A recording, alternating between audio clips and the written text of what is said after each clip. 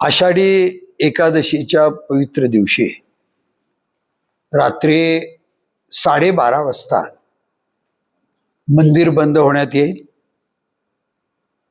व त्यानंतर बरोबर पौणच्या दरम्यान नित्यपूजा चालू होईल। नित्यपूजा झाल्यानंतर बरोबर रात्र 2:20 या राज्याचे मुख्यमंत्री श्री विठ्ठलाची महापूजा आरंभ करतील। ही पूजा 3 वाजेपर्यंत ही पूजा होईल। या पूजेसाठी मंदिरे समितीकडून एकूण 7 अतिशय सर्व पुजाऱ्याची निवड केली गेलेली आहे व त्यानंतर 3:05 माता रुक्मिणीची महापूजा संपन्न होईल। ती 3:35 ती पूजा होईल। त्यानंतर श्री मंदिरे समितीच्या वतीनं त्यांचा सन्मान सत्कार करून श्री विठ्ठलाचा आशीर्वाद त्यांना देण्यात येईल।